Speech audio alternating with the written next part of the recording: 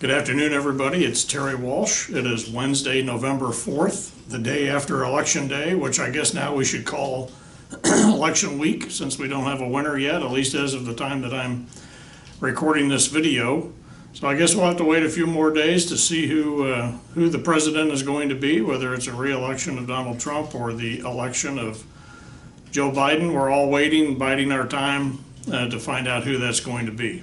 So as hard as it is even for me, remain calm and let's see what happens with those results. I don't have a lot to report today. I don't have the financial numbers for the month of October yet because we're still in the middle of November. We should have those by the 10th of November, and then we can report those results. I know that with this month's billing statements, you're receiving your envelopes for the resident Christmas gift that goes to the employees. I encourage you to dig deeply if you can to make that contribution. It is highly appreciated and much needed by many of our employees. It goes to all of the employees below the level of a department director. So the department directors, the senior leadership team, myself, none of us receive part of that gift. Your gift goes straight to the frontline workers, which is where we want it to be and where the need is greatest. So I appreciate you contributing to that fund. And you're kind of up against the last call for that. So I appreciate everybody doing that over the next few days as you send in your envelopes to collect the funds for the Christmas gift. And I appreciate that, and I want to thank you on behalf of all of the employees for making that contribution and showing your appreciation for what they've been doing for you over the past year. Our COVID-19 status is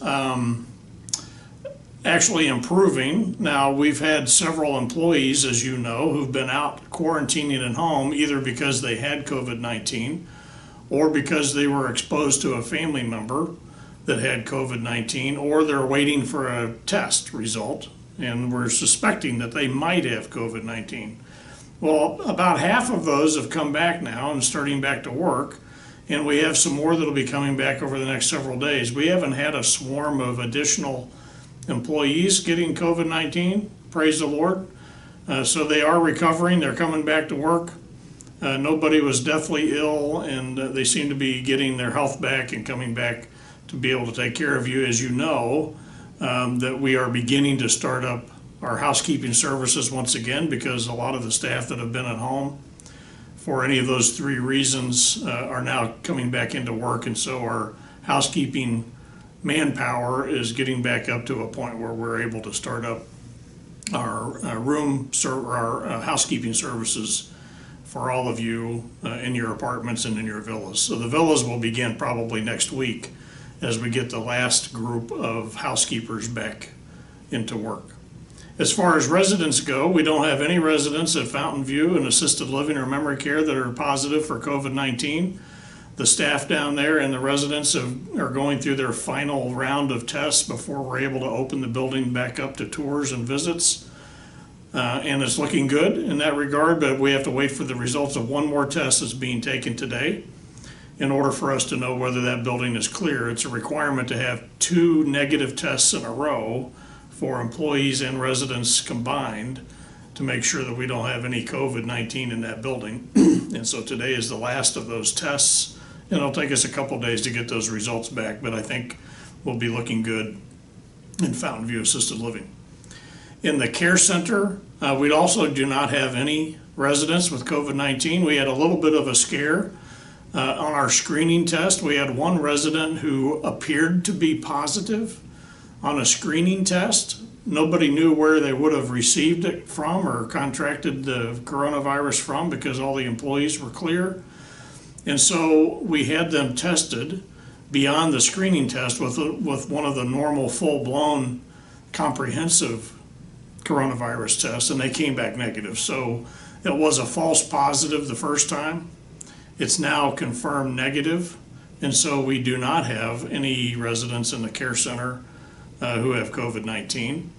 And in assisted living, we did have one resident contract COVID-19. We think it most likely came from off-campus That person has not been running around in the village anyway up to this point, so we do have one case, but the likelihood of them having had contact with anybody else in the village is very, very low, and I don't think there's anything to worry about there. As you know, we are beginning to start up some of our small group activities again. We're happy for all of you to participate in those as much as possible. I think the other morning we had some nice fall snacks and breakfast at the clubhouse, and today in the crossing, and I hope you were able to take advantage of that because it's a wonderful thing. The smell of pumpkin and the pumpkin lattes and the muffins and things are just hard to resist, and it's a great thing to smell in the fall. This is a great time of year for that sort of thing. Our care center is coming along very well. As you know, we have the keys to all of our buildings. The furniture is being moved in and assembled. The beds, I know there are stacks of bed mattresses in the lobby of the new care center right now waiting for the bed frames to be assembled and installed in all the rooms, and then the mattresses go out with those. But the care center is looking fantastic. You're not going to believe what you see. The new Sky Bridge that connects the care center and the Devonshire Independent Living Building is a fantastic space, and when you're able to see that in the next couple of weeks on the open house, you will be astonished at what it looks like, and you'll be so proud of where you live. It's a great place to be. The people who will be residing in our care center are about to have a nice treat. Soon we will be asking the families of the care center residents to go into the care center, the new care center, and help identify the rooms that they want their loved ones to be in. So they get to pick their rooms before we begin moving those residents in. So it's going to be kind of fun. The family members will get to see the inside of the care center, because after the residents move in, they won't be able to do that because of the lockdown restrictions for COVID.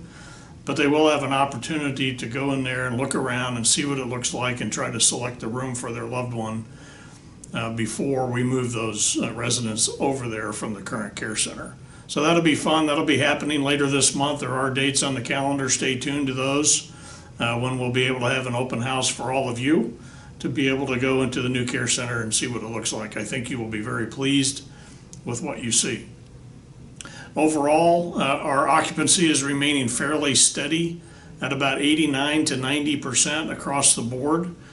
We are getting a little bit more activity, at least a little bit more interest in independent living prospective residents, but closing the deal is not sped up much. So we've got one or two sales that are happening each month, but that's not nearly enough to keep up with the vacancies that we have. So we still have a struggle with our occupancy. I ask all of you to talk with your old neighbors from the old neighborhood or your church or anywhere else that thinks that they might need to have a little bit of a respite and a break from trying to survive on their own in their own homes during all the COVID-19 crisis, trying to stay away from COVID all by themselves when they could come to our campus and be on a little bit of an island or an oasis where people are here to take care of them and try to keep them safe, as we've been doing for all of you. So I encourage you to help us with that occupancy issue in trying to recruit some more residents onto the campus. But overall, we're doing okay. We have gotten a little bit more COVID money from the government. It's not a lot of money. We're still behind. We're probably behind another $130,000, but I think we received about $74,000 in October. It's not what we've been spending, but it's a little bit. Every little bit helps. And we're hoping to get more with some more waves of the stimulus money and some of the recovery money from the government. And we're continually applying for all of those funds. And the government is appearing to acknowledge that there will be more money coming. We just don't know when it's going to be or how much. But we will keep you informed of all of that. So I don't have our current budget figures yet for the month of October. I suspect we will still end up being in the hole, but I think we might have recovered a little bit and made the hole a little bit less deep in the month of October, but we'll know that soon and we'll be able to report that out later.